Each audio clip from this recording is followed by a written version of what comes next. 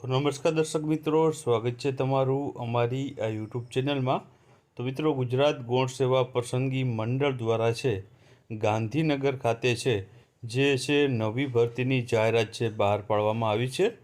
આ ભરતી વિશે આપણે આ વિડીયોમાં જોવાના છીએ। વર્ગ 3ની આ ભરતી છે અને આમાં ટોટલ જગ્યાની આપણે વાત કરીએ તો ટોટલ 117 જગ્યા ઉપર છે ભરતીની જાહેરાત છે ગૌણ સેવા દ્વારા છે જાહેર કરવામાં આવી છે। તો મિત્રો, આ ભરતી વિશે આપણે ડિટેલમાં માહિતી આ વિડીયોમાં જોવાના છીએ। તો વિડીયોને શરૂઆતથી અંત સુધી અવશ્ય નિહાળજો અને વિડીયો પસંદ આવે તો વિડીયોને લાઈક કરજો અને વિડીયોને તમારા મિત્રો સાથે શેર કરજો। તો ચાલો વિડીયોની શરૂઆત કરીએ।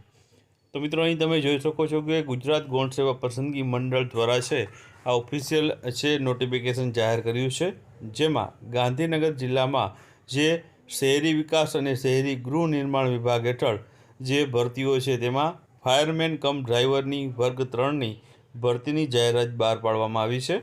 જેમાં તમે ફોર્મ 16/8/2024 થી 31/8/2024 સુધી ઓજસની ઓફિશિયલ વેબસાઇટ ojs.gujarat.gov.in ત્યાં ઉપરથી ભરી શકશો।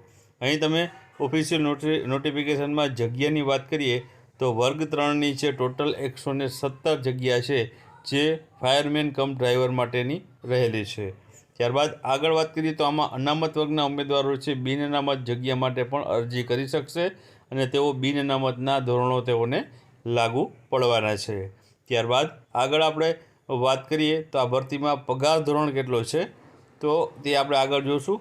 તો પગાર ધોરણમાં મિત્રો જોઈ શકો છો કે તેમાં બે અલગ અલગ વિભાગોમાં ભરતી છે, જેમાં નિયામક વિભાગમાં અગ્નિ નિવારકની તેમાં મિત્રો ગાંધીનગરમાં તેમાં 5 વર્ષ માટેનો કરાર આધારિત નિમણૂકનો સમયગાળો છે અને 26,000 પ્રતિ માસનો પગાર આપવામાં આવશે। અને બીજી ગાંધીનગર મ્યુનિસિપલ કોર્પોરેશનમાં 3 વર્ષનો કરાર આધારિત નિમણૂકનો સમયગાળો આપેલો છે, જેમાં પણ 26,000 રૂપિયા પગાર ધોરણ આપવામાં આવશે। ત્યારબાદ આગળ વાત કરીએ તો આમાં તમારે શૈક્ષણિક લાયકાત શું માગવામાં આવી છે તો આમાં ધોરણ 12 પાસ માગવામાં આવેલું છે અને સાથે સાથે તમે તે 6 મહિનાનું તમારી પાસે ફાયરમેનનો કોર્સ કરેલો હોવો જોઈએ અથવા તો ડ્રાઈવર કમ પંપ ઓપરેટરનું અભ્યાસક્રમનું પ્રમાણપત્ર તમે ધરાવતા હોય તો પણ તમે એપ્લાય કરી શકો છો। સાથે તમારી પાસે હેવી મોટર વ્હીકલનું લાયસન્સ હોવું તે પણ ફરજિયાત રહેલું છે। ત્યારબાદ પુરુષો માટે મિત્રો શારીરિક ક્ષમતાઓની વાત કરીએ તો તેમાં ઊંચાઈ 160 છે અનુસૂચિત જનજાતિના ઉમેદવારો માટે છે, એટલે કે અનામત વર્ગના ઉમેદવારોને 160 છે અને ફૂલાવેલી છાતી 81 અને ફૂલાવ્યા પછી 86 છે અને વજન 50 કિલોગ્રામ છે।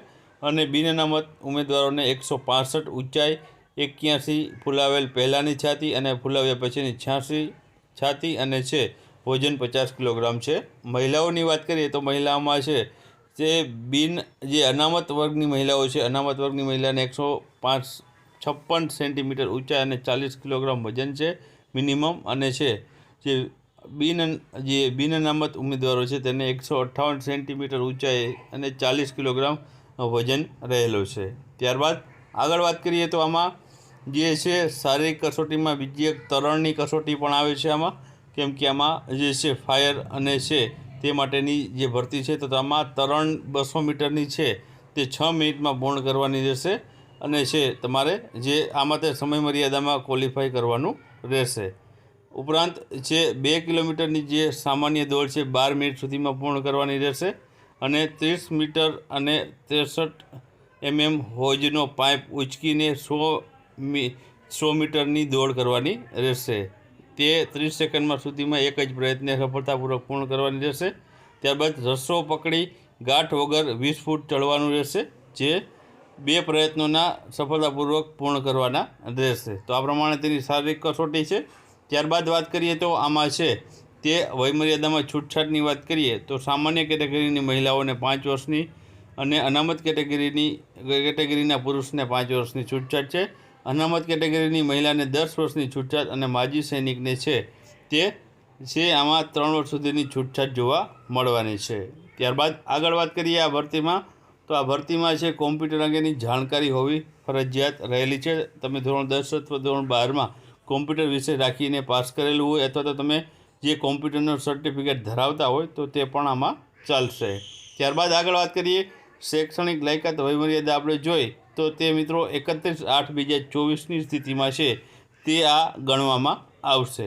હવે તમારે અરજી કરવી હોય તો કઈ રીતના કરી શકો તો 16/8/2024થી લઈને 31/8/2024 દરમિયાન છે તમારે ઓજસની વેબસાઇટ ઉપર જઈને અરજી કરવાની રહેશે. ઓજસની વેબસાઇટ આપેલી છે ojas.gujarat.gov.in ઉપર જઈને.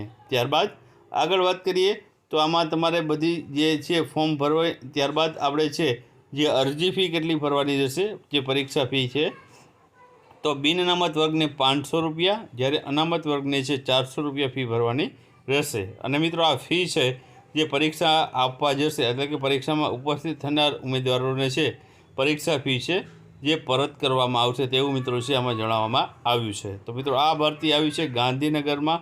તો જે પણ ઉમેદવારો છે આમાં જે રસ ધરાવતા હોય તે અવશ્ય આમાં ફોર્મ ભરી દે.